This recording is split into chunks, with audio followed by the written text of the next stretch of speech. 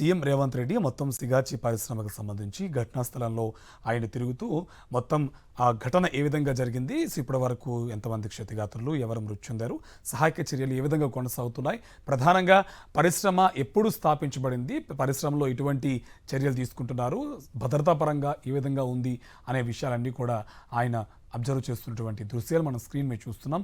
మరికసేపట్లో ఆయన మీడియా ముఖంగా మాట్లాడి మొత్తం ఈ ఘటనకు సంబంధించి ఆయన ఎక్స్ప్లెయిన్ చేసే అవకాశం ఉంది. ఇంకోవైపు ఎక్స్గ్రేషియో కూడా ప్రకటించే అవకాశం ఉందని మనకి సమాచారం అందిస్తున్నారు. అండ్ ప్రధానంగా మనం చూస్తున్నాం, ఇప్పుడు ఆయన నిన్నటి నుంచి ఈ ఘటన జరిగిన తర్వాత నుంచి ప్రభుత్వానికి సంబంధించిన వాళ్ళు ఒక్కొక్కరుగా వస్తూ ఈ ప్రాంతాన్ని అంతా కూడా వాళ్ళు సందర్శించారు. ఇప్పుడు సీఎం రేవంత్ రెడ్డి వచ్చిన తర్వాత అసలు ఘటన ఏ విధంగా జరిగింది, ఎంతవరకు జరిగింది, దాని ప్రభావం ఎంత అనేది కూడా ఆయన స్వయంగా తెలుసుకున్నటువంటి పరిస్థితి కనిపిస్తుంది. ఇంకోవైపు అధికారులు కూడా ఆయనకి ఎక్స్ప్లెయిన్ చేస్తున్నారు ఎలా జరిగింది ఏంటనేది. సో మరికాసేపట్లో ఆయన మీడియా ముఖంగా మాట్లాడి ఈ బాధలకు సంబంధించి అలాగే మృతులకు సంబంధించి ఎటువంటి చర్యలు తీసుకోబోతున్నారు అనేది కూడా ఒక స్పష్టత వచ్చే అవకాశం కనిపిస్తుంది. ఇంకోవైపు ప్రతిపక్షాలు కూడా ఇది ప్రభుత్వం బాధ్యతే, ప్రభుత్వం తప్పిదమే అని చెప్పేసి ఆరోపిస్తున్న నేపథ్యంలో వాటికి సంబంధించి కూడా ఒక ఎక్స్ప్లెనేషన్ ఇచ్చే అవకాశం కూడా కనిపిస్తుంది. ఇంకోవైపు ఇది రాజకీయ రంగు పులుముకున్న నేపథ్యంలో కూడా దానికి సంబంధించి కూడా సీఎం రేవంత్ రెడ్డి మాట్లాడే అవకాశం కనిపిస్తుంది. ఇంకోవైపు మొత్తం ఈ రియాక్టర్లన్నీ కూడా వరుసగా జరుగుతున్నటువంటి ఘటనలు, గతంలో కూడా కొన్ని రోజుల వ్యవధిలోనే మనం ఇలాంటి ప్రమాదాలను చూస్తూ వస్తున్నాం కాబట్టి వీటిపైన ప్రభుత్వం సీరియస్గా ఒక కమిటీ వేసే అవకాశం కూడా ఉందని తెలుస్తుంది. వీటన్నిటిపైన యాక్షన్ తీసుకుని ప్రతి 6 నెలలకు ఒకసారి ఈ రియాక్టర్లను చెక్ చేసే విధంగా ప్రభుత్వం ఒక కమిటీని ఏర్పాటు చేసి పర్యవేక్షించే అవకాశం ఉన్నట్టు కూడా తెలుస్తుంది. మొత్తం అక్కడ ఉన్నటువంటి ప్రాంతాన్ని అంతా కూడా సీఎం రేవంత్ రెడ్డి పరిశీలించారు. ప్రమాదానికి సంబంధించినటువంటి మెయిన్ డీటెయిల్స్ ఏంటనేది తెలుసుకున్నారు. మరికొద్ది సేపట్లో ఆయన మాట్లాడి దీనికి సంబంధించినటువంటి డీటెయిల్స్ క్లియర్గా మీడియాకి ఎక్స్ప్లెయిన్ చేసే అవకాశం కనిపిస్తుంది. ఎక్స్గ్రేషియో విషయంలో కూడా ఆయన క్లారిటీ ఇచ్చే అవకాశం ఉన్నట్టుగా సమాచారం.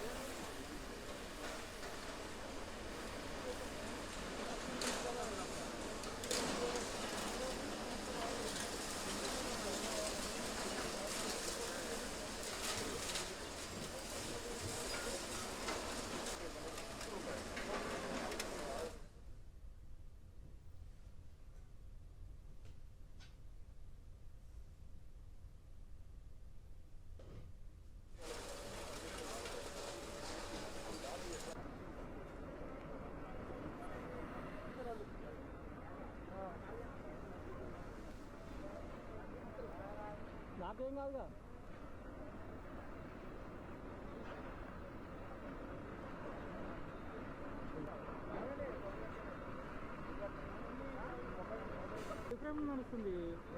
లైఫ్ ఫ్రేమ్ నడుస్తుంది.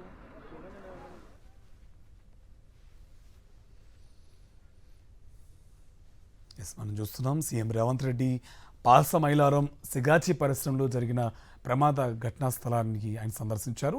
అక్కడ సంబంధించి అధికారులంతా కూడా సీఎం రేవంత్ రెడ్డికి డీటెయిల్స్ ఎక్స్ప్లెయిన్ చేస్తున్నటువంటి ఆ దృశ్యాన్ని మనం చూస్తున్నాం.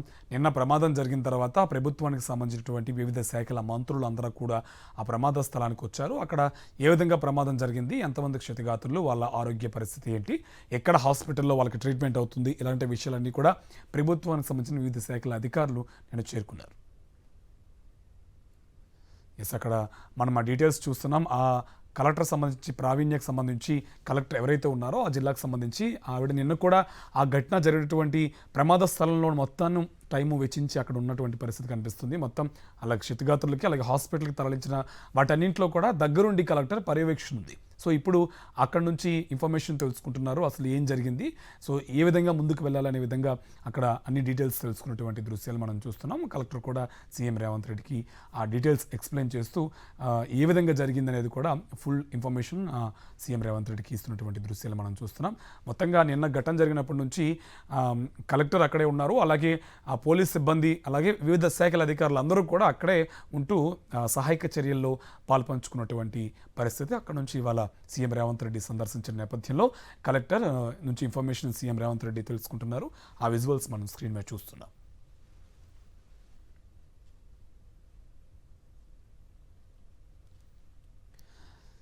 సంగారెడ్డి జిల్లా పాసమైలారంలోని సిగాచి పరిశ్రమలో జరిగిన భారీ పేలుడు పెను విషాదాన్ని మిగిల్చింది. రాష్ట్ర చరిత్రలో అతి పెద్దదిగా నిలిచిన ఈ ప్రమాదంలో ఇప్పటివరకు 42 మంది మృతి చెందారు. మరో 35 మంది వివిధ ఆసుపత్రుల్లో చికిత్స పొందుతున్నారు. వారిలో 12 మంది పరిస్థితి విషమంగా ఉన్నట్లు వైద్యులు చెబుతున్నారు. దీంతో మృతుల సంఖ్య మరింత పెరిగే అవకాశం ఉంది. మృతుల్లో ఇప్పటి వరకు 4 మాత్రమే గుర్తించారు.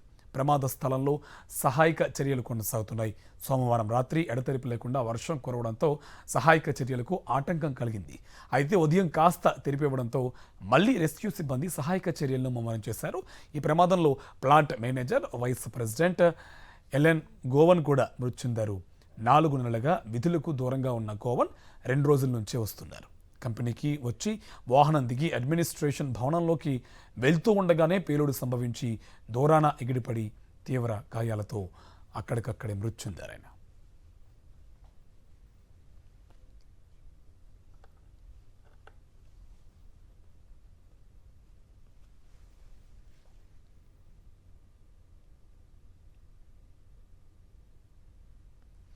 సిగాచి పరిశ్రమలోని మైక్రో క్రిస్టల్ సెల్యులోజ్ డ్రైయింగ్ యూనిట్లో సోమవారం ఉదయం 9 గంటలకు భారీ పేలుడు సంభవించింది. పేలుడు ధాటికి 100 మీటర్ల ఎత్తుకు మంటలు ఎగిసిపడ్డాయి. 2 కిలోమీటర్ల దాకా పేలుడు శబ్దం వినిపించింది. ఒక్కసారిగా భూకంపం వచ్చిందేమోనని పాసమైలారం గ్రామస్తులు ఉలికిపడ్డారు. 3 దశాబ్దాల క్రితం ఏర్పాటైన Sigachi pharmaceutical industries limited company micro crystal సెల్యులోజ్ను తయారు చేస్తుంది. ఉదయం షిఫ్ట్కు కంపెనీలోకి 118 మంది కార్మికులు డ్యూటీకి వచ్చారు. వీరితో పాటు అడ్మినిస్ట్రేషన్ సిబ్బంది 32 మంది, సెక్యూరిటీ సిబ్బంది 3 డ్యూటీలో ఉన్నారు. అందరూ విధుల్లో ఉండగా ఒక్కసారిగా భారీ విస్ఫోటనం జరిగింది. కంపెనీలో రియాక్టర్లు పేలడంతో ఈ ప్రమాదం జరిగినట్టు అనుమానాలున్నాయి. రియాక్టర్లు పేలుడు ధాటికి కంపెనీలో ఒక్కసారిగా పెద్ద ఎత్తున మంటలు చెలరేగాయి. కంపెనీ మ్యానుఫ్యాక్చరింగ్ యూనిట్తో పాటు పక్కనే ఉన్న 3 అంతస్తుల అడ్మినిస్ట్రేషన్ భవనం కుప్పకూలింది. పేలుడు సమయంలో 700 నుంచి 800 డిగ్రీల ఉష్ణోగ్రత ఉంటుందని అధికారులు అంచనా వేస్తున్నారు. కాలిపోయిన మృతదేహాలు, ఆహాకారాలు చేస్తున్న క్షతగాత్రులు, శిథిలాలు తొలగిస్తున్న కొద్దీ బయటపడుతున్న శవాలు. తమ వారి కోసం బాధితుల ఆర్తనాదాలతో పరిశ్రమ చుట్టుపక్కల భీతావాహన పరిస్థితి కనిపిస్తోంది. ఇక స్పేయర్ డ్రైయర్ పేలగానే దానికి సమీపంలో పనిచేస్తున్న కార్మికులు ఏం జరుగుతుందో తెలుసుకునే లోపే కాలిపోయారు. రియాక్టర్కు ముడి పదార్థాన్ని తీసుకువచ్చే పైప్ లైన్లు, తయారైన పదార్థాన్ని నిల్వ చేసేందుకు వాడే పైపులు కూడా కరిగిపోయినట్లు సహాయక చర్యల్లో పాల్గొన్న సిబ్బంది చెప్తున్నారు.